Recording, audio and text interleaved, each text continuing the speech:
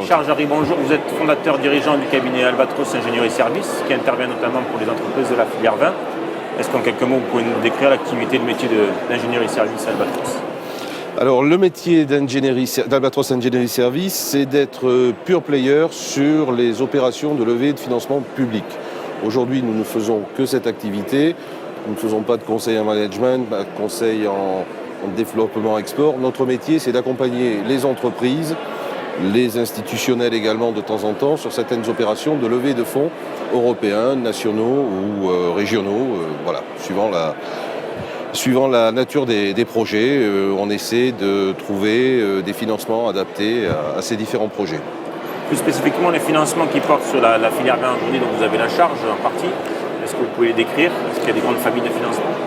Alors aujourd'hui, depuis 2008, nous intervenons de façon relativement importante sur les financements OCM, que ce soit sur la partie investissement ou pays tiers, donc promotion pays tiers, où nous avons effectivement collaboré à la mise en œuvre de certains dossiers, à la mise en œuvre de certains programmes de financement. Aujourd'hui, nous travaillons aussi bien pour des vignerons indépendants que pour des caves coopératives, que pour des interpros. Voilà. Les négociants également? Alors, négociants sont éligibles aux mesures investissement, mais également aux mesures export, aux mesures pays tiers, qui financent pour l'investissement 35% des investissements, avec un certain nombre de réserves et de plafonds sur les bâtiments notamment, et 50% sur la mesure promotion pays tiers. D'accord.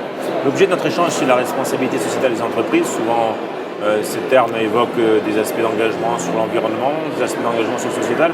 Ça paraît assez distant de ces questions de financement d'entreprise. En quoi il y a un lien et comment l'Europe, dans ses financements à la filière vin, intègre cette question de RSE? Alors, ce n'est pas du tout distant, puisque sur le deuxième pilier de la PAC, ces éléments destinés à renforcer justement l'effet structurant de ces financements est très important. Et aujourd'hui, dans les règlements européens qui encadrent les mesures que j'ai évoquées tout à l'heure, mais c'est également valable pour une mesure que j'ai omise, qui sont les FEADER, notamment les Fonds européens agricoles de développement régional, qui vont être maintenant gérés directement par les régions. Mais ce qui fait sens et ce qui fait effectivement représente un socle commun à tous ces financements, c'est cet élément d'effet structurant, notamment sur la partie cohésion sociale. Ce sont des choses extrêmement importantes. Et aujourd'hui, lorsqu'on présente un dossier, c'est dans l'élément d'appréciation, c'est un élément important.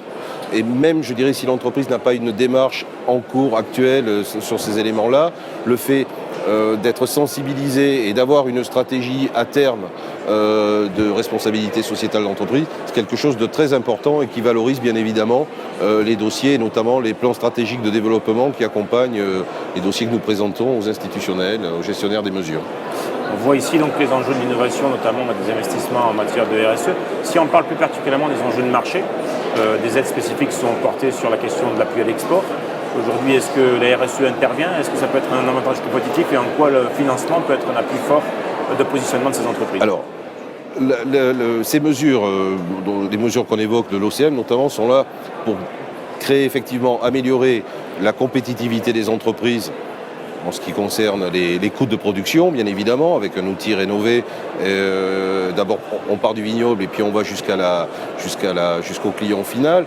Mais c'est vrai qu'aujourd'hui, dans la partie notamment promotion pays tiers, on se rend compte que des entreprises qui présentent des dossiers peuvent valoriser de façon importante cet élément RSE, notamment sur des marchés, je pense aux marchés américains ou des marchés canadiens. Aujourd'hui, effectivement, ça présente un avantage concurrentiel certain et c'est un avantage important en termes de définition de projets et de mise en avant justement de ces démarches sociétales, de responsabilité sociétale des entreprises. C'est un élément discriminant important qui, dans la notation dans le scoring des dossiers, effectivement, prend une part de plus en plus importante. Et d'ailleurs, excusez-moi, mais les importateurs eux-mêmes sont très attentifs et commencent à exiger sur le marché canadien de plus en plus pour prendre pied sur le marché canadien et notamment sur les marchés à monopole. Il est évident que ce sont des éléments discriminants importants et aujourd'hui ne pas traiter de ces problématiques va à terme devenir handicapant pour les entreprises.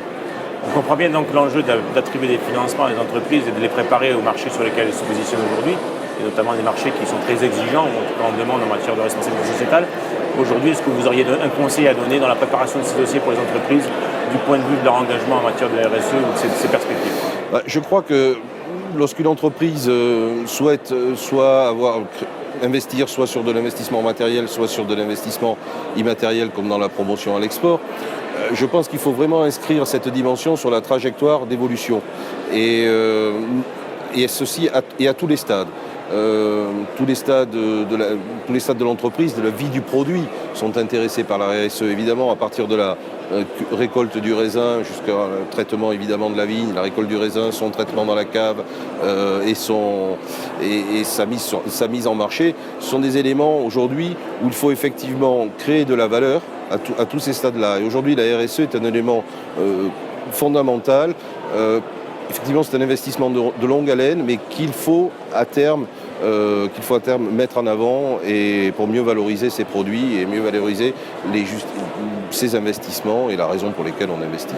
Dans les nombreux dossiers, je crois, que vous avez traités, est-ce que vous pouvez nous donner un peu la tendance qui se passe au niveau des entreprises en matière de RSE, dans la façon dont vous exprimez cet engagement? Alors, c'est très intéressant la question que vous posez, parce que depuis 2008, où nous intervenons notamment sur le CM, on se rend compte que nous, dans notre méthodologie d'approche effectivement très spécifique du cabinet Albatros, c'est très prégnant. Et depuis 2008, nous avons intégré dans notre méthodologie de travail cette approche RSE. Et on se rend compte qu'au début, c'était des questions qui ne pouvaient pas être traitées. Et de plus en plus, évidemment, on constate que les entreprises sont de plus en plus sensibilisées à ça et ont bien compris quel atout ça pouvait représenter, d'abord en interne bien sûr, pour valoriser leur méthode de travail et améliorer la compétitivité. Ça peut être un élément d'amélioration de la compétitivité de leur entreprise, même si c'est un investissement, et je dis bien que c'est un investissement et pas un coût et pas une charge. Au départ, c'est un investissement et que le retour se fait effectivement sur plusieurs années, mais on se rend compte que de plus en plus, les entreprises intègrent cette dimension RSE dans tous les dossiers. Et évidemment, on se rend compte que l'avantage concurrentiel au bout est là. Pour les premiers dossiers que nous avons montés en 2008, lorsqu'on voit le chemin parcouru en 2014, 6 ans après, par ces entreprises, on est tout à fait surpris de voir la valorisation qui a pu être faite de la RSE. Dans ce métier de l'ingénierie du financement, votre contribution semble incontestable. C'est un métier un peu, quelquefois méconnu des entreprises de la filière vin. Et nous vous remercions pour cet éclairage. Monsieur Jarry, merci. Merci à vous.